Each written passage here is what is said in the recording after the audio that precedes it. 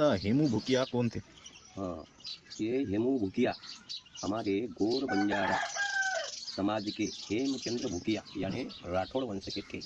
इनका जन्म ईस्वी सन 1510 में गोर बंजारा समाज में रेवाड़ी से दूर 10 किलोमीटर दूर अंतर में ये गांव में हुआ। वो उम्र के 20-22 साल से ही नमक का व्यापार करने लगे।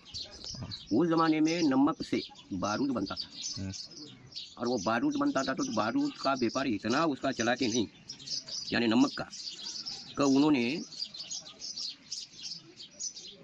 हेमू भूकिया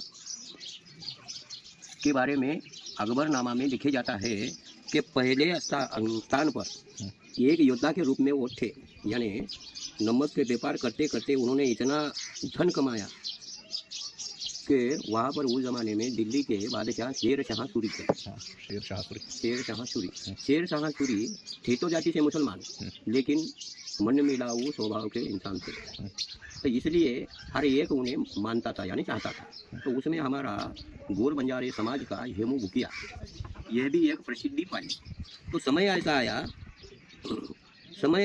आया कि उस ज़माने में लड़ाइयाँ बहुत होती थी, उसलिए नमक को बारूद का रूप दिया जाता था, यानी कोयला पीस कर बारूद बनाया जाता था।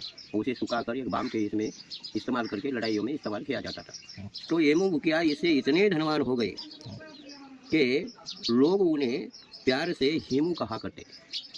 तो उसकी योग्यता इतनी थी कि उन्होंने अपने पास हजारों सैनिक भी पाल रखे थे। जब उन्होंने अपना व्यापार बढ़ाया तो बंगाल से लेकर चटगांव तक उसकी लड़ाई जाती थी। उसमें उस चटगांव में जंगल में डाकुओं से उसका सामना हुआ, तो उन्होंने डाकुओं को मारकर अपना धन और अपने सैनिकों की रक्षा की।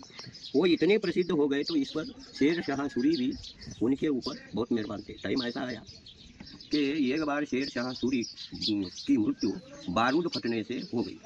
अब उसमें बारूद फटने से हो गई तो वहाँ पर होड़ लग गई। अब पहले तो इनका बोलबाला रहने से इन्हें बिहार को बुलाकर के हेमू भूकिया को बिहार बुलाकर उनको कोषाध्यक्ष यानी अर्थ नीति का कोषाध्यक्ष चुना गया। तो उसमें बहुत लड़ाइयाँ हुई, लड़ाइयों में बहुत कुछ बर्बादी तो होती है, लेकिन हेमू भूकिया ने अपना जो खजाना था वो बर्बाद नहीं होने दिया। जिससे ऐसी नौबत आ गई कि अब ये शेर शाह सूरी के मृत्यु के बाद उनकी आपस में जरा भिड़ंत होने लगी कि वो राजा बनेगा, ये राजा बनेगा। लेकिन उसमें हेमू भूकिया का नाम सर्वप्रथम आया कि ये लायक है भाई ये दिल्ली का तख्त चलाने के लिए। अब ये संयोग समझिए कि उस टाइम में हेमू भूकिया को दिल्ली का तख्त दिया गया, जिसने 1180 में पृथ्वीराज चौहान ने वो तख्त खो दिया था। दिल्ली का तख्त 1180 में खो दिया था। तो अब ये जो हमारा हेमू भूकिया उस तख्त का राजा बना। लेकिन ऐसा है उस ज़माने में लड़ाइयाँ बहुत होती थी, इसलिए पानीपत की लड़ाई में उनकी हार हो गई और वो शहीद हो गए। तो वो शहीद हो गए, उनके पास हाथी घोड़े बड़े बड़े हथियारवान लोग थे। 7 अक्टूबर 1956 में वे दिल्ली तख्त के राजा बने, लेकिन दुर्भाग्यवश पानीपत की लड़ाई में वे शहीद हो गए।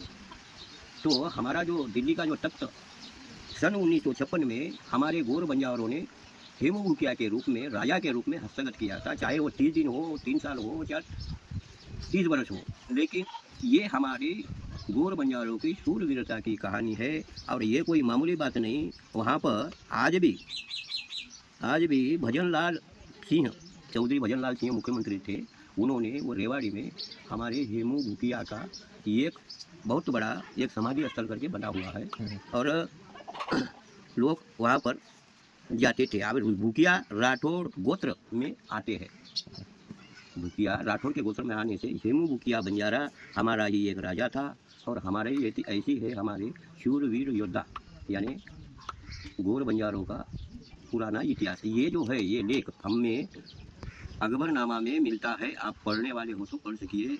मिथिलेश कुमार जी, आप जो हमारी जो ये पड़ताल कर रहे हैं हमारे पांचवें पोते के रूप में हमें बहुत खुशी है कि हमारा पोता भी ये एक समाज के लिए इतना तड़पदार और इतना अनुभूतिपूर्वक कार्य करता है। तो मैं अपने आप को धन्य समझता हूँ कि आप जैसे ही बेटे सबको गौर बंजारा समाज में पैदा हो और हमारे समाज का भविष्य उज्जवल करें। धन्यवाद, कोटि कोटि आशीर्वाद। धन्यवाद भाई। हाँ हाँ प्लीज़ सब्सक्राइब कर दो, बस इतना ही कहना चाहता हूँ, हाँ बाकी कुछ नहीं।